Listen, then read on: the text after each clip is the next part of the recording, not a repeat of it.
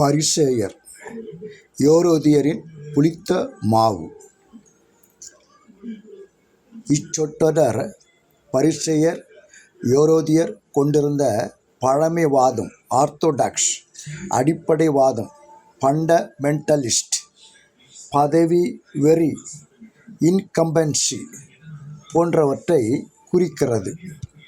இத்தகைய பண்புகள் புளிப்பு மாவு போன்று எளிதில் பரவி பிறரையும் ஆட்கொள்ளக்கூடியது.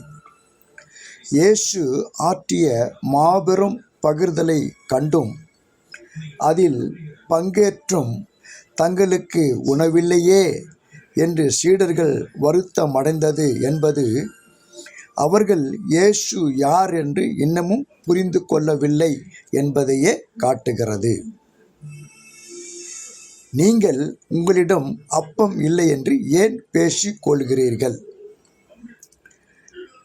இன்னுமா உணராமலும் புரிந்து கொள்ளாமல் இருக்கிறீர்கள்?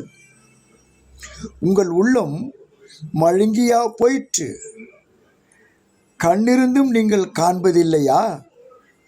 காதிருந்தும் நீங்கள் கேட்பது இல்லையா? ஏன் உங்களுக்கு நினைவில்லையா?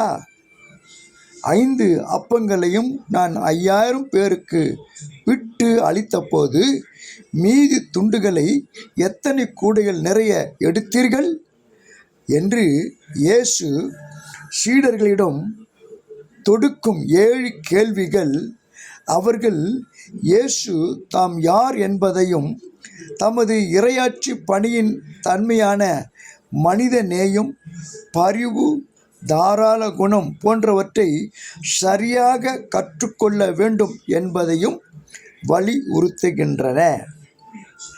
ஆனால் மானிட மகன் யார் என்று நான் யார் என்று மக்கள் சொல்லுகிறார்கள் என்று தம் சீடர்களும் இயேசு கேட்டார். நீர் மேசியா என்று பேதுரு மறுமொழி அளித்தார். இயேசு தம்மை மேசியாவாக மக்களுக்கும் குறிப்பாக தம் சீடர்களுக்கும் வெளிப்படுத்த விரும்பி அதற்கேற்ப தம் இறையாட்சி பணிகளை ஆற்றினார்.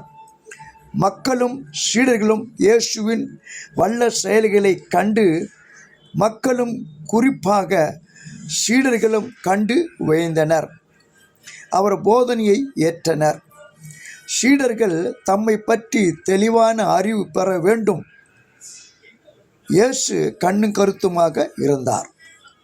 பேதுரு இயேசுவை மேசியாவாக அறிக்கை விட்டதோடு அவர் வாழும் கடவுளின் மகனாகவும் பறைசாற்றினார். இந்த அறிக்கை என்பது இயேசு முழுமையாக ஏற்றுக்கொள்ளப்படுகிறார் என்பதின் அடையாளம்.